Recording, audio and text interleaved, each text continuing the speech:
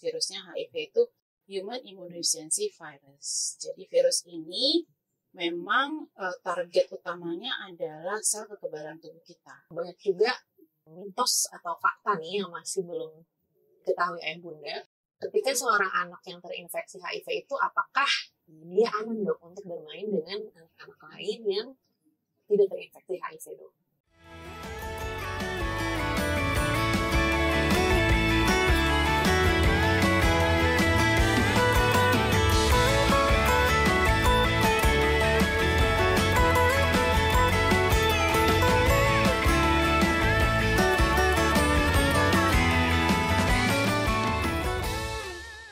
Assalamualaikum warahmatullahi wabarakatuh. Selamat siang pada sobat podcast IDAI, ayah bunda, teman sejawat di seluruh tanah air.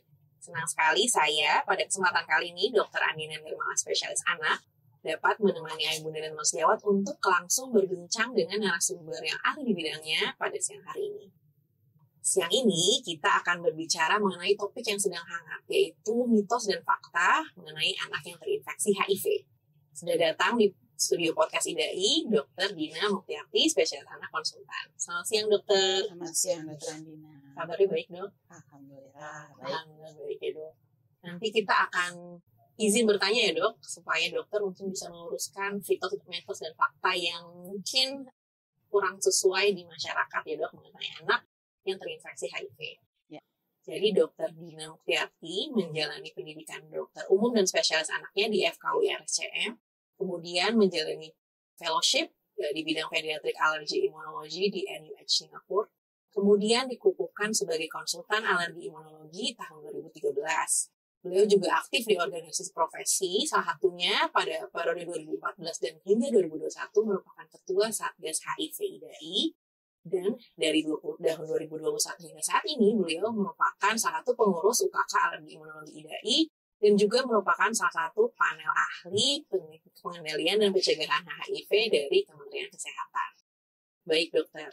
Mungkin sebelum kita beranjak kepada pertanyaan yang sering ditanyakan oleh ayah bunda ya, dok, mungkin dokter bisa jelaskan terlebih dahulu, dok, apa sih sebenarnya HIV itu, dokter? Ya, jadi HIV itu adalah sebenarnya nama virus, Dr. Andina. Nama virusnya HIV itu Human Immunodeficiency Virus. Jadi virus ini memang target utamanya adalah sel kekebalan tubuh kita. Jadi kalau seseorang terinfeksi oleh HIV, maka sistem kekebalan tubuhnya akan berkurang fungsinya dan akhirnya memudahkan orang yang terkena tadi mudah sekali terkena infeksi. Baik, dokter. Jadi sebenarnya nama virus ya, dok? Ya. Nah, seringkali pada penggunaan kata HIV ini, dok, sering berdampingan dengan kata AIDS, dok, atau dibilangnya HIV AIDS. Apakah dua istilah itu sebenarnya sama, dok, atau ternyata berbeda, dokter? Ya, jadi kalau HIV itu kan tadi nama virusnya ya. Jadi kalau seseorang terinfeksi oleh HIV belum tentu AIDS, karena AIDS itu adalah suatu sindrom atau kumpulan gejala saat infeksi-infeksi yang terjadi pada seseorang yang terkena HIV itu sudah menjadi berat. Ya, jadi kalau di infeksi HIV itu ada stadium 1, 2, 3, 4. Nah, kalau sudah masuk 3, 4 tuh biasanya infeksi sudah berat-berat. Anaknya bisa gizi buruk, ada tuberkulosis yang berat, dan seterusnya, itu masuk kategori AIDS. Tapi kalau masih stadium 1, 2, belum masuk ke kategori AIDS. Jadi kalau yang AIDS itu dia sudah masuk dalam kumpulan gejala yang berat. Lalu bagaimana sih, dok, dengan situasinya sendiri di Indonesia ini, dok? Sebenarnya banyak nggak sih, dok, anak-anak di Indonesia yang terinfeksi HIV bahkan atau mungkin menderita AIDS? Ya, baik. Jadi sebenarnya kasus anak terinfeksi HIV itu masih bertambah ya, setiap tahunnya masih ada. Diperkirakan dari laporan Kemenkes itu kalau dari usia 0 sampai 14 tahun sekitar 3% dari populasi infeksi HIV di Indonesia, dan 14 sampai 19 tahun itu sekitar 3% juga. Jadi total 6% sebenarnya yang 0 sampai 18 atau 19 tahun. Walaupun terlihat kecil sebenarnya, tetapi secara keseluruhan jumlah totalnya kan sekitar 500-an ribu. Jadi ya jumlah anaknya cukup banyak ya, puluhan ribu juga. Dan ini memang sesuatu yang walaupun kelihatannya nggak kok angkanya cuma kecil tuh, cuma 6% ya, tetapi ini kan sebenarnya anak bangsa juga yang akan menanggung penyakit ini seumur hidupnya. Betul dok. Dan ternyata walaupun angkanya cukup banyak, itu banyak juga ya dok orang tua atau ayah bunda yang belum familiar nih dok dengan penyakit ini. Ya. Sebenarnya memang bagaimana sih dok penularannya dokter? Ya, jadi kalau di anak ada 2 yang utama ya, dibagi 2. Tetapi sebenarnya yang utama adalah yang vertikal. Vertikal itu artinya ditularkan dari ibu ke bayinya.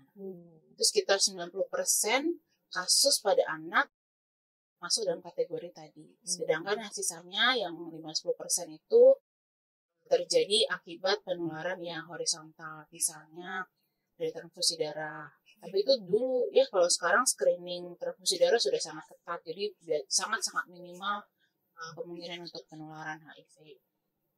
Lalu ada kasus-kasus yang misalnya ada sex abuse misalnya, itu juga bisa. Atau anak-anak yang sekarang berperilaku beresiko, misalnya pemakaian jarum suntik, atau misalnya seks yang tidak sehat gitu ya, atau seks bebas, itu juga bisa terjadi pada kelompok anak-anak remaja.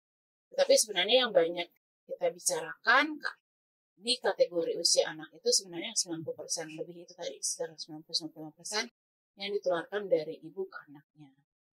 Baik dokter, angkanya cukup besar ya dok untuk yang bagian penularan dari ibu ke anak ya dok. Ya. Nah, kembali ke topik itu ya dok, banyak pertanyaan atau mitos atau pendapat di masyarakat yang menanyakan apakah seorang ibu yang menderita HIV ketika dia hamil sudah pasti dok anaknya itu 100% akan menderita HIV dokter.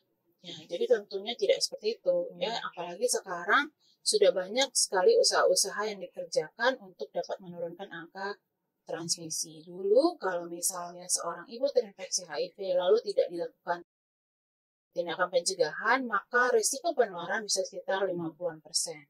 Tapi sekarang dengan adanya langkah-langkah pencegahan penularan dari ibu ke anak, mulai dari obat diminum untuk ibunya ya, untuk antiretroviralnya, untuk menurunkan jumlah virus si HIV dalam badan ibunya, pemilihan cara persalinan yang aman, kemudian nutrisi yang aman, dan pemberian obat pencegahan untuk si bayi, maka risiko penularan itu sangat kecil, bahkan mendekati 0%.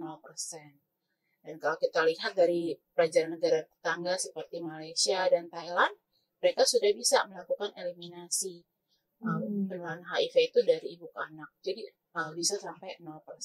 Asal kita melakukan tindakan-tindakan pencegahan yang tentunya berawal dari bagaimana ibunya diketahui sedini mungkin.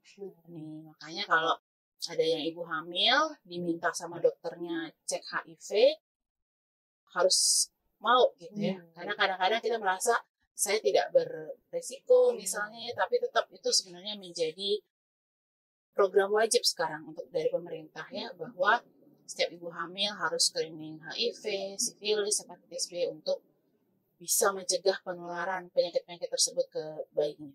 Baik, berarti senang sekali ya dok bahwa ternyata sebenarnya penularan yang porsinya paling besar itu sebenarnya bisa ya dok untuk dicegah ya, gitu ya benar dok. sekali. Baik. Nah kemudian dok masih tetap di bagian penularan ya dok, banyak juga mitos atau fakta nih yang masih belum diketahui ayah bunda. Ketika seorang anak yang terinfeksi HIV itu apakah dia aman dok untuk bermain dengan anak-anak lain yang tidak terinfeksi HIV dok? Ya, baik. Ini banyak sekali ya yang menimbulkan stigma di masyarakat. Jadi kalau ketahuan HIV, jangan deh deket-deket anak itu gitu ya. Sehingga banyak kalau kita baca-baca di media sosial atau di berita-berita bahwa ada anak ketahuan di sekolah positif HIV lalu dikeluarkan misalnya. Padahal sebenarnya penularan HIV itu sebenarnya sulit. Sulit itu artinya dia hanya bisa ditularkan melalui darah, ya, atau dari cairan tubuh yang khusus, misalnya dari cairan air mani, ya, lalu dari termasuk salah satunya sebenarnya ASI. Nah, jadi sebenarnya kalau kita main-main bareng sama anak-anak yang HIV, bahkan untuk misalnya ada orang lain yang merawat anak ini, misalnya neneknya atau tantenya merawat anak ini, sepanjang tidak terkena darah dari si anak tadi, maka sebenarnya risiko penularannya sangat kecil, bahkan tidak ada. Jadi jangan sampai stigma seperti ini membuat anak-anak yang terinfeksi HIV malah tidak bisa bebas untuk bisa sekolah gitu ya. Betul, stigma itu ya dok yang diakibatkan karena pengetahuan yang kurang ya dok mengenai infeksi HIV. Masih ke penularan juga nih dok, berarti tidak semudah itu ya dok untuk tertular penyakit HIV ya dok. Jadi apakah aman nih dok? Ada banyak pertanyaan juga mengenai anak yang berenang bersama dok. Apakah boleh anak yang terinfeksi HIV berenang bersama dengan anak lain yang sehat? Ya, tentunya tidak apa-apa sebenarnya. Ya, yang penting harus diketahui tadi adalah mencegah terkontaminasi atau terkena darah si anak yang terinfeksi HIV. Tentunya kalau lagi main bersama kan tidak ada ya risiko berdarah gitu ya, kan kita mainnya anak-anak gitu ya, tentunya ramah dan aman ya. Jadi harusnya memang boleh saja bermain, bersahabat, bersekolah bersama, tidak ada masalah. Baik. Kemudian kita bahas mengenai gejala nih dok. Apa betul dok pendapat yang mengatakan jika seorang anak yang berat badannya sulit naik, kemudian gampang terinfeksi, batuk pilek berulang, itu harus dipikirkan mungkin terinfeksi HIV dok? Ya, baik. Berat badan kurang atau sering infeksi itu banyak penyebabnya ya. Entah mungkin dari masukannya atau asupannya tidak sesuai, itu juga bisa bikin berat badannya berkurang. Atau asupannya sudah sesuai tapi memang sering infeksi. Sering infeksi pun juga banyak nih penyebabnya. Anak yang misalnya, jadi ada penelitian tuh kalau misalnya dari 100 orang, 100 anak yang sering infeksi batuk pilek itu ringan ya, tapi kita catatnya ringan, maka sebenarnya hampir separuh dari mereka sebenarnya yang normal. Ya, lalu separuh, sekitar 20-30% ada kelainan anatomi ya, kelainan bentuk misalnya, lalu sisanya sekitar 10% baru yang imunodefisiensi. Ya, ada juga yang alergi. Jadi sebenarnya separuhnya normal, kemudian 23%-nya alergi tadi ya, baru ada kelainan bentuk, baru kemungkinan imunodefisiensi atau gangguan imunitas. Nah, dari gangguan imunitas itu juga banyak sebenarnya. Ada yang HIV, ada yang secara genetik, jadi macam-macam sebenarnya di situ kelompoknya. Jadi nggak semua sih memang harus dicurigai HIV untuk anak yang berat badannya kurang atau sering batuk pilek. Benar-benar harus tanya riwayat penyakitnya dengan baik. Baik, jadi kecurigaan itu berdasarkan riwayat sebelumnya gitu ya dok ya? Ya, kecuali memang ada infeksi-infeksi yang berat ya. Kalau ada infeksi-infeksi yang berat yang tidak yang tidak biasa, nah kita harus curiga memang ada gangguan imunitas atau gangguan kekebalan tubuh. Salah satunya yang tadi HIV. Kemudian ketika seorang anak dok sudah didiagnosis menderita HIV, muncul juga pendapat atau pertanyaan, apakah betul dok memang harus meminum obatnya itu seumur hidup dok? Ya, baik. Memang sampai saat ini dari penelitian-penelitian di dunia masih memegang obat-obat untuk antiretroviral itu yang memang seumur hidup ya. Karena memang belum ada modalitas pengobatan yang benar-benar teruji untuk bisa menghabiskan seluruh virus dalam tubuh seseorang, karena tadi virusnya itu masuknya ke dalam sel manusia sehingga memang sulit untuk diberantas atau dibasmi ya. Nah, tetapi makin lama makin kesini memang yang dicari adalah bagaimana kalian minum obatnya seumur hidup, bagaimana seseorang itu bisa nyaman untuk minum obatnya. Jadi untuk anak-anak yang lebih besar, bahkan sekarang sudah mulai nih anak-anak lebih kecil, dicarikan jenis pengobatan yang sekali sehari bila memungkinkan dengan 1 tablet, sehingga buat anak-anak tersebut lebih mudah untuk mengonsumsi obat dan lebih patuh gitu ya, dan tidak sering lupa jadinya. Jadi memang masih seumur hidup pengobatan untuk anak-anak terinfeksi HIV ini. Baik. Karena kadang-kadang sering dikaitkan nih dok dengan pemahaman bahwa sembuh itu artinya tidak minum obat lagi gitu dok. Ya. Jadi memang apakah bisa dikatakan bahwa memang ketika sudah menderita HIV ini anak itu berarti kita tidak bisa bilang sembuh ya dok? Ya, jadi bisa kita bilang bahwa kalau seorang anak terinfeksi HIV, maka kita bisa kontrol gejalanya dengan minum obat. Gitu. Tapi artinya dengan target bahwa kualitas hidupnya baik, jarang infeksi, anaknya bisa beraktivitas dan bersekolah seperti anak normal lainnya. Gitu. Itu juga yang menjadi pemikiran atau orang tua yang memiliki anak yang terinfeksi HIV, dok. Apakah anak-anaknya ini bisa memiliki masa depan atau pilihan karir yang sama, dok, seperti dengan anak-anak lainnya yang tidak terinfeksi HIV, dok? Ya, baik. Tentunya yang pertama harus kita deteksi dini dulu. Deteksi dini, kalau dia sudah deteksi dini dan diobati secara dini, maka kekebalan tubuhnya terjaga, tidak sering sakit, maka tumbuh kembangnya akan normal. Tapi kalau kita sudah temukan dia pada stadium yang lebih lanjut, misalnya gizi buruk, misalnya ada kelainan TBC yang berat, atau misalnya infeksi jamur berat, mungkin bisa saja kondisi fisik bisa normal, artinya berat badan naik, tinggi badan naik. Tapi kadang-kadang yang kita sering temukan adalah anaknya gangguan perkembangan. Misalnya bicaranya telat, atau di sekolah tidak bisa mengikuti pelajaran. Nah, sehingga memang harus kita lihat nih, di fase mana kita bisa menangkap atau mendiagnosis anak ini dengan lebih dini supaya dapat terapi yang tepat lebih dini sehingga anaknya tumbuh kembang optimal. Nah, kalau dia sudah bagus seperti itu, sebenarnya sudah cukup banyak anak-anak yang terdeteksi pada masa anak-anak dan minum obat antiretroviral itu sudah kuliah bahkan. Dan kalau di luar negeri bahkan sudah ada yang menikah dan punya anak juga gitu ya. Jadi sebenarnya sepanjang dia bisa minum obat dengan baik, jumlah virusnya terkontrol, tidak terdeteksi, maka kualitas hidup akan baik dan tentunya dia bisa bersekolah, berprestasi seperti anak normal lainnya. Baik, jadi tujuan utamanya adalah untuk mengontrol itu tadi ya, dok ya.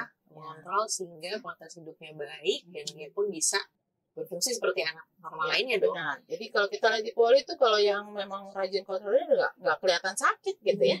Gitu. Jadi memang seperti itu targetnya bahwa mereka bisa hidup seperti anak sebayanya. Baik. Tadi dokter juga menyebutkan bahwa bahkan di luar negeri ada yang sampai menikah gitu ya, dok ya. Itu juga beberapa pertanyaan yang muncul tuh, dok, bahwa seorang anak yang menderita HIV nantinya tidak boleh menikah dan punya anak, berarti salah ya, dok ya? Ya.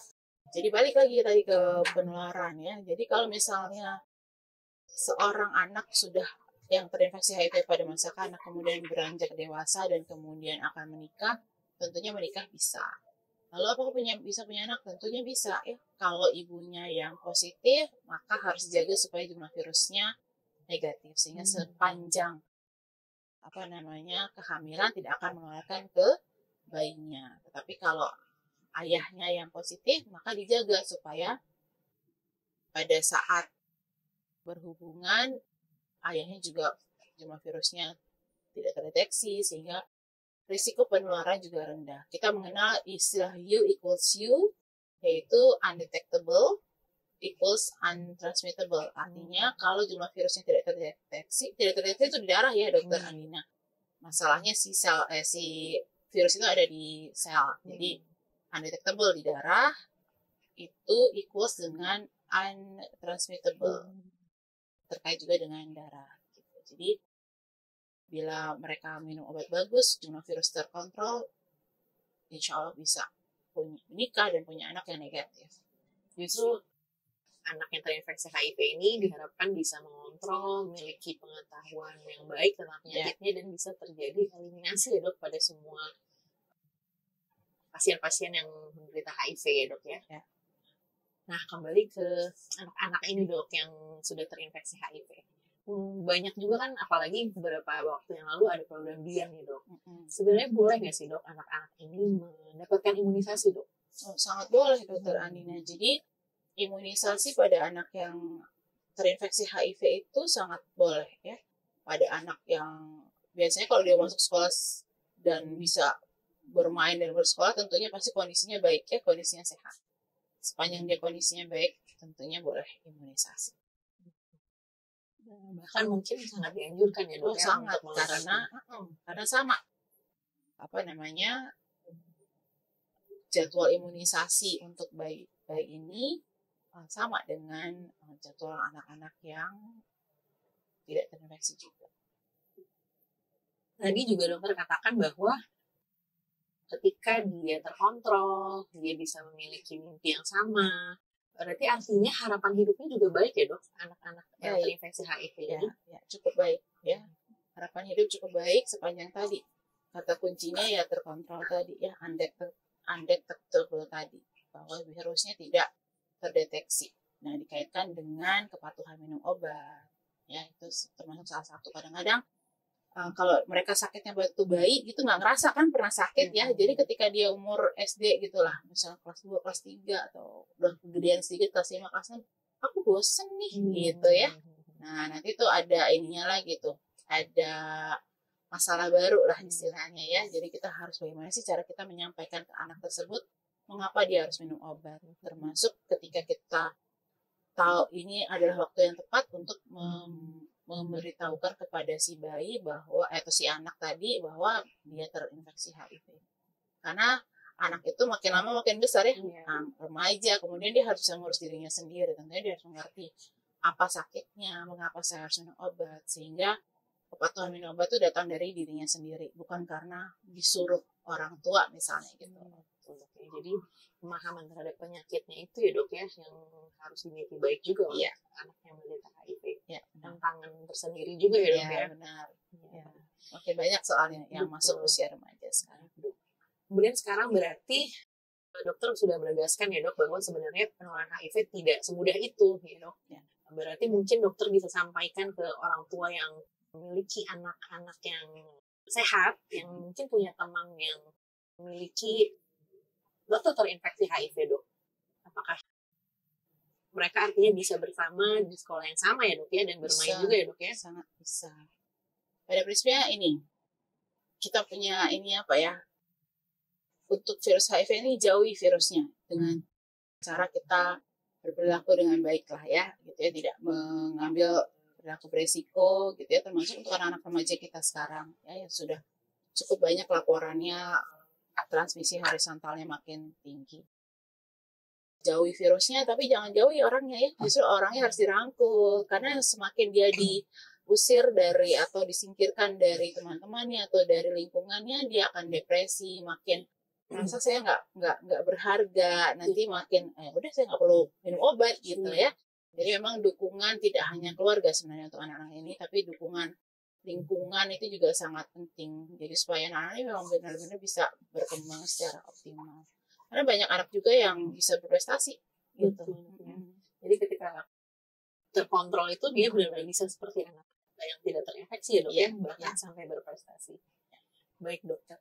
Terakhir dok, sebelum ditutup nih dok, karena ternyata waktunya sudah tidak terasa di penghujung acara nih dok.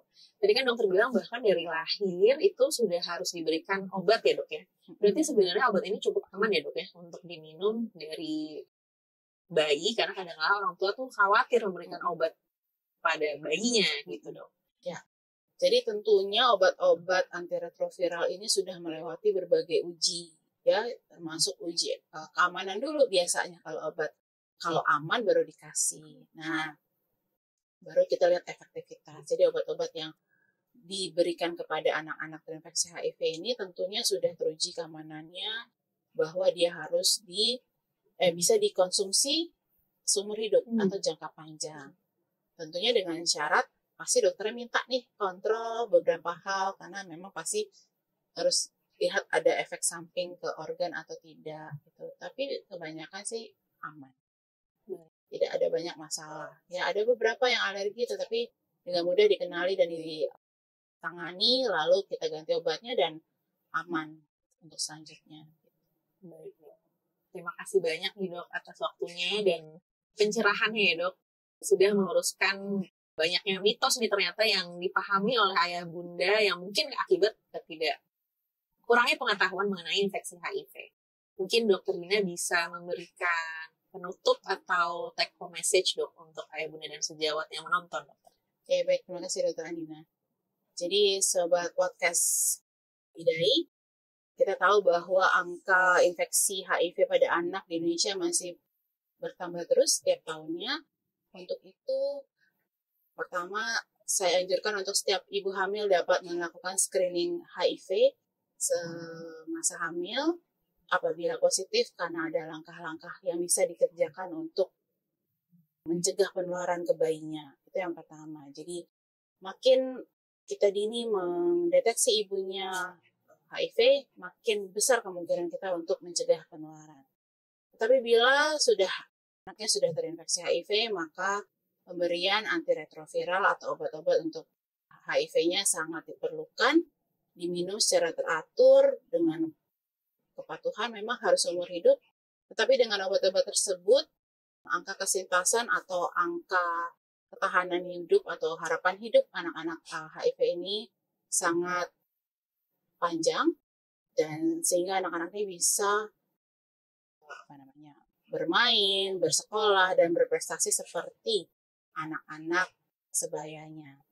Pesan terakhir mungkin ya tadi ya, jauhi virusnya dengan berperilaku yang sehat, tetapi jangan jauhi orangnya yang memang terinfeksi HIV. Apalagi anak-anak, mereka sangat butuh dukungan tidak hanya keluarga, tetapi juga dukungan lingkungan, baik sekolah maupun masyarakat, agar mereka tetap bisa percaya diri, dapat tumbuh dan berkembang sesuai potensinya. Begitu Dokter Amina. Baik, terima kasih banyak Dokter Dina. Begitu Sobat Podcast IDAI, kita sudah mendengarkan pemaparan yang sangat jelas nih Dokter Dina, yang sangat mencerahkan mitos dan fakta yang mungkin masih banyak beredar di masyarakat. Bahwa sebenarnya tidak semudah itu untuk terjadi penularan HIV. Artinya seorang anak yang terinfeksi HIV bisa memiliki mimpi yang sama dengan anak-anak sebayanya selama penyakitnya terkontrol dan tidak terinfeksi dan tidak menjadi penurunan dari daya tahan tubuhnya. Akhir kata, terima kasih atas Sobat Podcast IDAI dan teman-teman sejawat serta ayah bunda yang masih menonton hingga saat ini.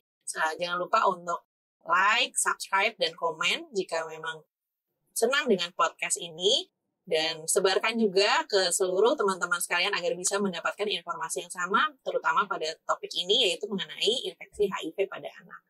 Akhir kata, wassalamualaikum warahmatullahi wabarakatuh. Waalaikumsalam.